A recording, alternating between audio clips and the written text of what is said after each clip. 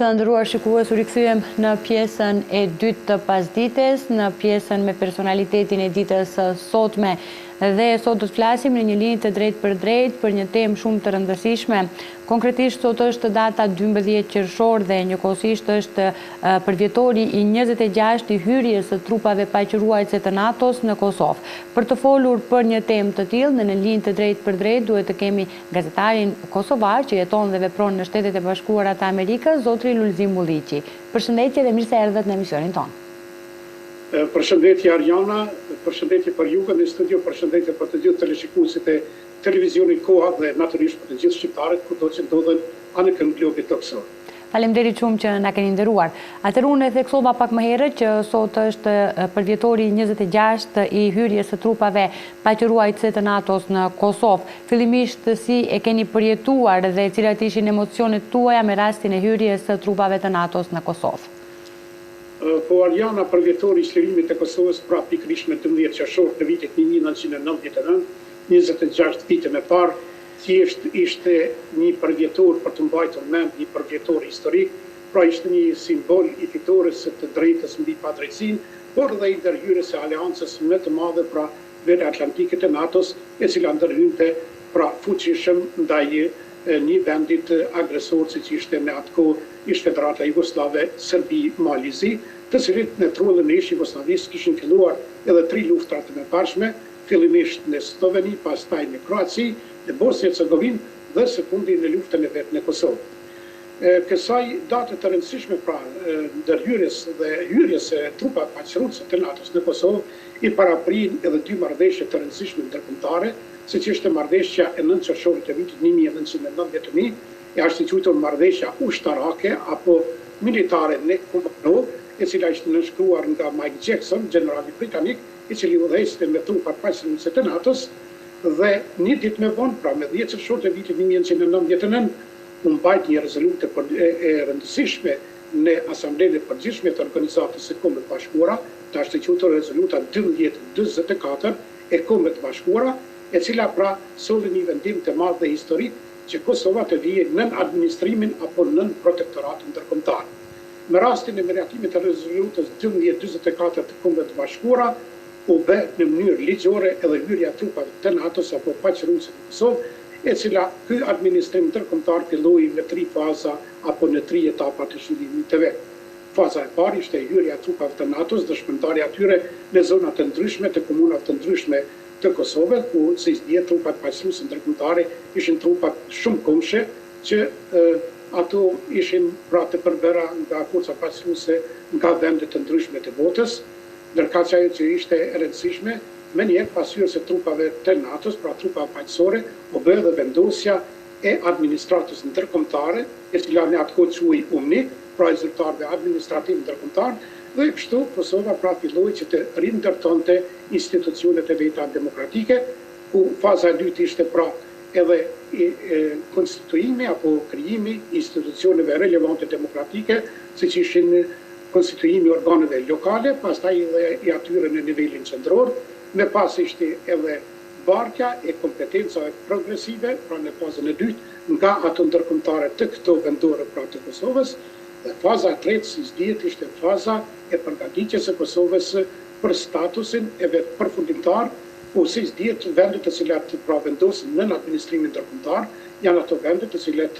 kanë mbaruar pas një konflikti ushtarak, pas një lufte të suksesshme ushtarake, dhe qëllimi i administratës ndërkombëtare është që ato vende të përgatisë për marrjen e shtetësisë së re, pra për të formuar shtetin e ri. Raste të tilla të ngjashme analoge në praktikën diplomatike ndërkombëtare ka pasur edhe me vende të tjera të botës, të cilat fillimisht janë vendosur në protektoratin ndërkombëtar, siç ishte rasti i Tumurit Lindor, dhe më pas ajo shkëput nga Indonezia, pikërisht që ndodhi në vitin 1999, në kohën kur Kosova pra për herë të parë filloi ndërhyrjen filloi që në Kosovë të hynin trupat paqëruese të NATO-s, ndërkaq më vonë kemi edhe një rast tjetër të ngjashëm ushtarak në botë, siç ishte fitoria pra e shpallja shtetit të ri të Eritreas dhe ndarja nga shteti i Etiopisë në kontinentin afrikan, dhe së fundi kemi edhe një ngjarje të rëndësishme pra që ka ndodhur ndërkombëtare, po me të njëjtin qëllim, është ndarja Sudanit Jugur nga Sudani Verior, pra në vitin 2011, pra të gjitha ato vende të cilat të futen apo vendosen nën administrimin ndërkombëtar janë vende të cilat përgatiten për të bërë shtetet të pavarura në vitet në vijim. Kështu ndodhi edhe me Kosovën, që pas negociatave të shumta që u bën, pra pavarësia e Kosovës ndodhi me 17 mars të vitit 2008, shteti i Kosovës pra me njerë një nga shtetet më të fuqishme ndërkombëtare, përfshi këtu edhe aleatët më të madh Shtetet e Bashkuara të Amerikës, pastaj shtete tjera të cilët kanë një demokraci të zhvilluar liberale perëndimore, dhe Kosova aktualisht është një nga 116 vende anëtare të Organizatës së Kombeve të Bashkuara, ku siç kemi theksuar edhe më parë, Kosova pra meton synon që në të ardhmen të jetë edhe pjesë e organizmave të rëndësishëm ndërkombëtar, siç është Këshilli i Evropës, pastaj Aleanca Ushtarake Veriatlantike, së dhe Organizata e Kombeve të Bashkuara, që është pra stadi final i antarësimit të shteteve si shtete sovrane dhe të pavarura, ku Organizata e Kombeve të Bashkuara përket pra nga 193 vende anëtare, Kosova pra aspiron që në të ardhmen të jetë vendi i 194 i Organizatës së Kombeve të Bashkuara. Në këtë ditë pra të rëndësishme për Kosovën dhe për popullin e saj, por edhe për gjithë kombëtarët shqiptarë në kënd ku ndodhet, është e rëndësishme të ceket se pavarësia e Kosovës gjatë rrugtimit të saj drejt lirisë, pavarësisë dhe shëndetimit pati batica dhe zbatica të saj. Përparimet e saj ishin pra vendosja e marrëdhënieve diplomatike me vendet më të fuqishme të botës, por në rrugtimin e saj pati edhe ngecje dhe pati pengesa të mëdha kryesisht nga Serbia, e cila e kontestonte shtetësinë e re pra shtetet më të ri në Evropë. Kështu përmes një raporti këshillimor, një vendimi të këshillëdhënës të gjykatës ndërkombëtare të drejtësisë pra në vitin 2010, u vendos që gjykata ndërkombëtare e drejtësisë GND-ja i shpalli Kosovën një shtet i cili është në përputhje me të drejtën ndërkombëtare publike, duke mos cënuar të drejtën ndërkombëtare dhe as rezolutën 2024, çka do të thotë se shpallja e pavarësisë së Kosovës dhe sovranitetit të saj ishte në përputhje dhe harmoni të plotë me të gjitha ligjet dhe aktet tjera ndërkombëtare. Kur dihet se pavarësia e Kosovës është në të njëjtën linjë edhe me Kartën e Kombeve të Bashkuara, e cila është nënshtruar nga të gjitha vendet pjesëmarrëse në vitin 1945, ashtu është pra në përputhje të plotë edhe me deklaratën për dekolonizim, si dhe me paktin ndërkombëtar për të drejtat civile dhe politike të popujve, ku të gjithë popujve pas një konflikti ushtarak dhe një lufte të armatosur, u njihet e njohja ndërkombëtare e shteteve për të qenë shtete të pavarura, sovrane dhe demokratike, po rasti i Kosovës tash është një rast i cili është kuptuar ndërkombëtarisht. Kosova është në rrugën e saj pra drejt njohjes së plotë ndërkombëtare, ka konsoliduar të gjitha institucionet e veta relevante demokratike. Kosova tani ndodhet në raporte të marrëdhënie me të gjitha shtetet më të fuqishme. Shteti i Kosovës ka të gjitha institucionet relevante, të cilat të bëjnë një shtet të qëndrueshëm, të fortë dhe demokratik, dhe shteti i Kosovës tani përfaqësohet në arenën ndërkombëtare përmes Ministrisë së Punëve të Jashtme dhe përfaqësive diplomatike e konsulare, çka do të thotë se pothuajse në të gjitha në shumicën e vendeve të botës, Kosova tashmë ka ambasadat dhe konsulatat e veta, të cilat pra veprojnë si misione të rëndësishme diplomatike për të forcuar shtetësinë, sovranitetin dhe partneritetin e Kosovës me vende tjera të botës. Po, të flasim pak për rolin juridik dhe rolin politik të kësaj ngjarje shumë të rëndësishme. Sipas jush, cili është roli politik por dhe juridik i kësaj ngjarje? Roli politik i kësaj ngjarje është sepse mendimin e bashkisë ndërkombëtare për herë të parë aleanca më e madhe me fuqishme botërore, Aleanca Veriatlantike, e cila është themeluar në vitin 1949, që ishte një kundërbalancë ose kundërpesh ndaj Traktatit të Varshavës, të cilët e përmendin vendet ish komuniste ose vendet e lindjes në krye Bashkimin Sovjetik. Gjatë periudhës së saj, pra ekzistimit të saj 50 vjeçare, Aleanca Veriatlantike nuk ishte intervenuar asnjëherë në asnjë vend të botës. Pra, pas 50 viteve për herë të parë, Aleanca Veriatlantike, pra e quajtur NATO, intervenoi në Kosovë. Intervenimi i NATO-s ishte intervenim humanitar, sepse me këtë intervenim NATO-ja dëshironte ta pengonte zgjerimin e shtetit hegemonist serb, pastaj shteti serb i shpallur një shtet gjenocidal, një shtet i cili kishte shkelur të gjitha traktatet dhe konventat ndërkombëtare duke abuzuar me liritë dhe të drejtat e njerëzit, por edhe të kombeve të tjera, kështu që shteti serb pra e vetmja mundësi pra për të ndalur agresionin e shtetit serb mbeti intervenimi i NATO-s, por njëra nga këto mënyra ishte edhe për të shpëtuar popullatën civile në Kosovë, por dihet se Kosova përjetoi masakra të shumta të anët të vendit nga forcat ushtarake, paramilitare dhe apartheidiste serbe, kështu që NATO-ja intervenua dhe për të ndaluar dëbimin masiv të shqiptarëve, për pjesë shqiptarët u dëbuan pothuajse 1 milion shqiptar nga trojet e veta etnike, duke vendosur në vendet përreth në vendet Sinje, por edhe në vendin nom pra në Shqipëri rreth 800.000 refugjatë të Kosovës, rreth 200.000 kishte në Maqedoninë e Veriut, pastaj në Republikën e Malit të Zi, po ashtu në vendet të Bashkimit Evropian, por një numër i madh i tyre ishin vendosur edhe në Shtetet e Bashkuara të Amerikës, ku sipas shënimeve të fundit pra të Komisariatit të Lartë për Refugjatët në Kombet e Bashkuara, isën nga kambet Stenkovec 1, Stenkovec 2 dhe Çegran të Republikës së Maqedonisë së Veriut, kishin ardhur pra mëse 18.900 refugjatë të cilët janë vendosur në Shtetet e Bashkuara të Amerikës. Pra vendosja politike ishte sepse ndërhyrja e NATO-s, pra forca e NATO-s i dha fund një regjimi totalitar serboslav, një regjimi i cili tashmë kishte kryer krime kundër njerëzimit dhe gjenocid kundër njerëzimit. Në të njëjtën kohë aspekti juridik është sepse për herë të parë përlinte një shtet i cili ishte pjesë e një federate që nuk ishte një shtet homogjen, por dihet se të gjitha ishin republikat në Federatën Jugoslave e përbënin republikat që vinin pranë nga slavët e jugut, për këtë quhet edhe Jugosllavi, ndërkaq Kosova që ishte me një popullsi përmbi 90% e popullatës etnike shqiptare, pra ju aneksua Jugosllavisë në kushte të dhunshme pas luftës së dytë botërore, kështu që Kosova, edhe pse gjatë Federatës Jugoslave në vitin 1974 kishte një kushtetutë e cila shpallte Kosovën krajin socialiste autonome në kuadrat e Federatës Jugoslave, që ishte pjesë konstituive apo përbërëse Federatës, që në ato kohë kushtetuta e 74-s ishte një kushtetutë mjaft e avancuar që kishte një konsolidim të institucioneve vendore të Kosovës, por prapë kjo kushtetutë ishte aneksuar dhe ishte suprimuar në vitin 1989 nga regjimi kriminal i Miloševićit, kështu që pas vitit 1989 Kosova pra mbeti pa autonominë e vet dhe pothuajse të gjithë shqiptarët mbetin jashtë institucioneve vendore, qoftë atyre shëndetësore, arsimore, ekonomike, sociale e politike, kështu që vendosja pra dhe themelimi një shteti të ri pra me 17 shkurt të vitit 2008 është një fitore e madhe juridike, sepse si dihet në shkencat juridike dhe politike,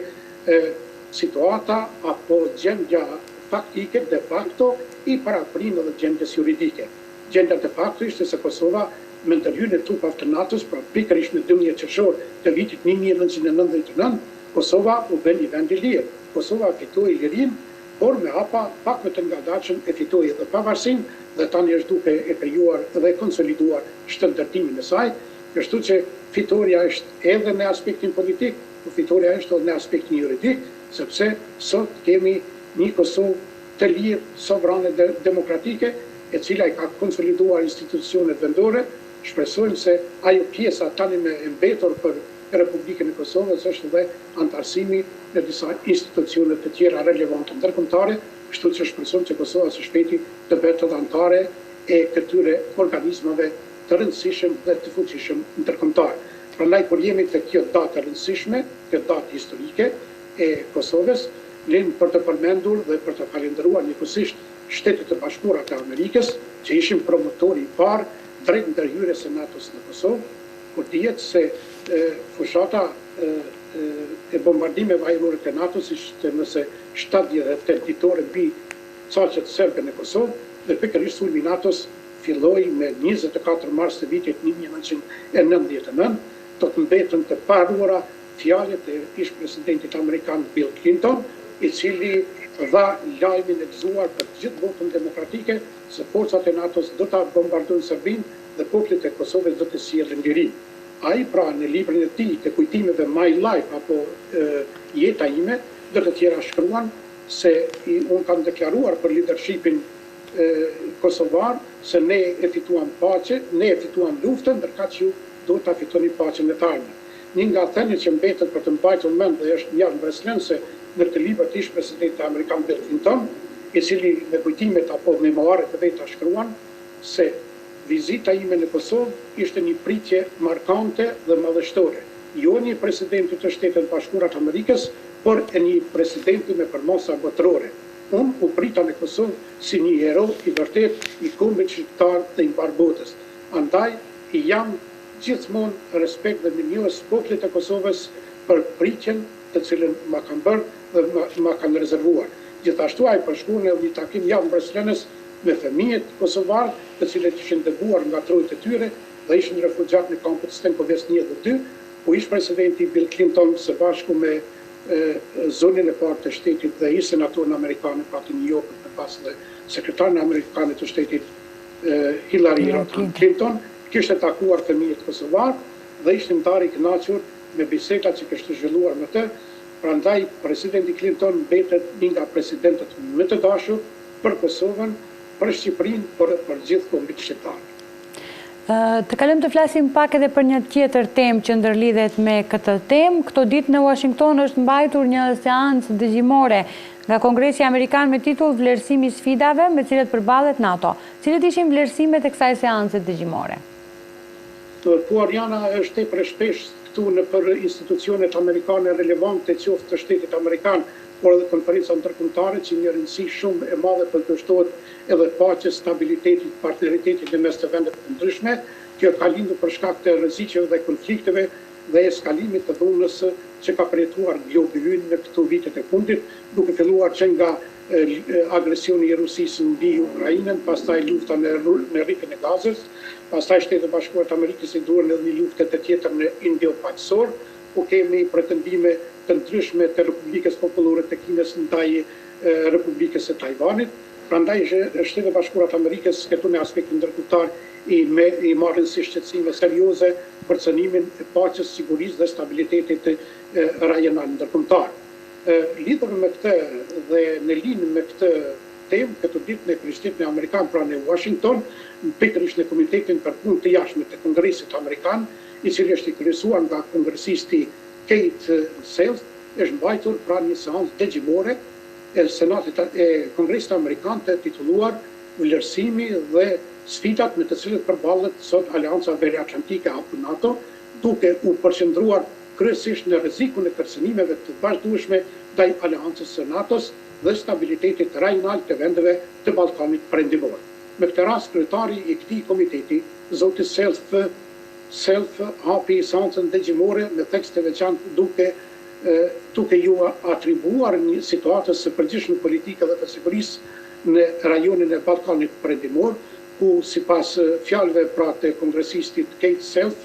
ai tha se situata në Ballkanin Perëndimor kuve të fundit është rrezikuar, ajo mund të jetë shqetësuese edhe në vitet e ardhshme për shkak të dy vendeve të cilat janë në rritje, që kanë shprehur aktivitetin e vet pra destabilizues në rajonin e Ballkanit. Ai ju drejtua me këto fjalë pra seancës dëgjimore, ku e kishte fjalën kryesisht për Serbinë dhe Republikën Serbe në Bosnjë e Hercegovinë, të cilët pra kanë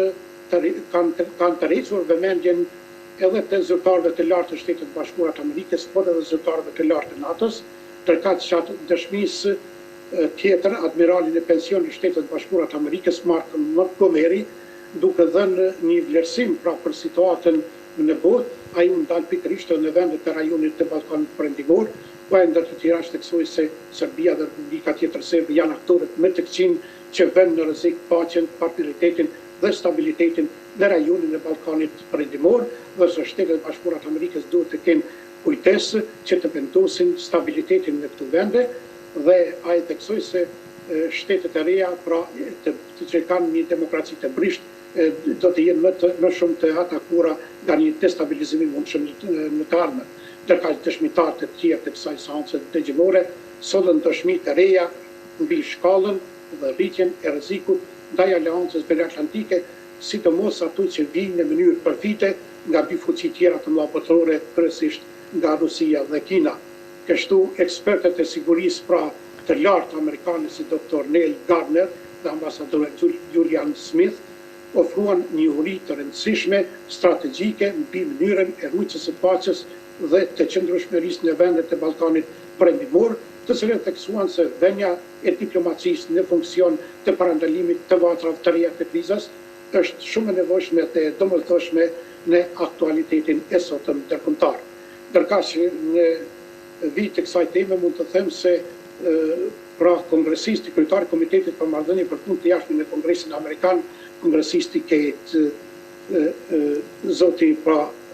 Self është edhe një mik i madh i komunitetit shqiptar amerikan, njëkohësisht ai kishte mbështetur edhe më herët çështjen e pavarësisë së Kosovës dhe mund të themi se në këtë ditë të shënuar pra të 26 vjetorit të hyrjes së trupa të NATO-s në Kosovë,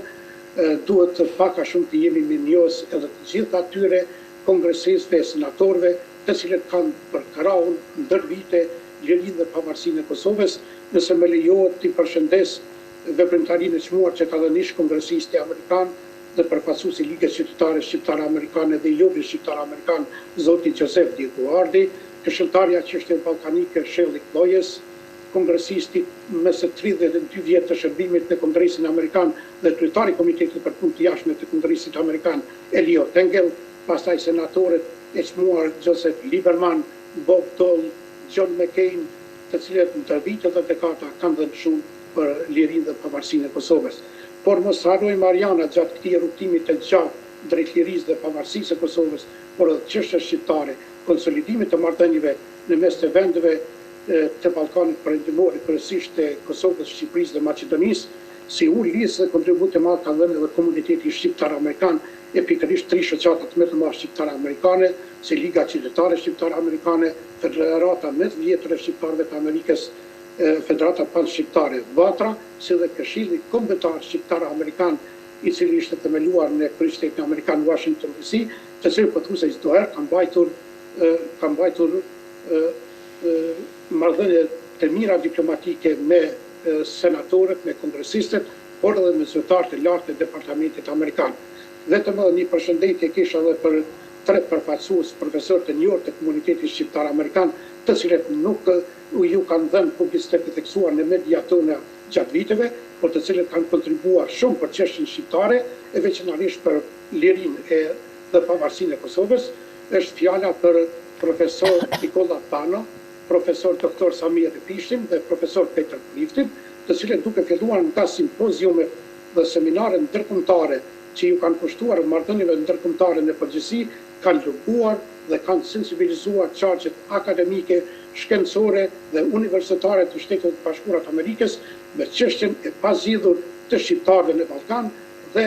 me cënimin e lirive dhe të drejtave të njerëzit nga ish Jugosllavia, duke filluar pra që nga viti 1981 e këndej. Prandaj ju jemi borxh që t'i falenderojmë këta profesor me emër që kanë dhënë shumë dhe kanë bërë shumë për çështjen shqiptare dhe komunitetin shqiptar amerikan në përgjithësi. Zoti Lulzim, ne ju falenderojmë shumë që ishi pjesë e emisionit tonë, duke ju dëshiruar suksese në punën tuaj. Mirupafshim në emisionet e radhës. Faleminderit, ishte kënaqësi të jem pjesë e emisionit tuaj, edhe një herë përshëndetje për punën e juaj të shkëlqyer, përshëndetje për gjithë stafin e shkëlqyer të televizionit Koha, por natyrisht një përshëndetje për të gjithë shqiptarët kudo që janë anë në globin toksor. Faleminderit për hapësirën mediatike. Faleminderit juve që na nderuat. Faleminderit për këto informacione. Të nderuar shikues, ishte pra kjo pjesa me personalitetin e ditës. Ju vazhdoni që qëndroni dhe më tutje me ne, rikthehemi pas pak në pjesën e fundit.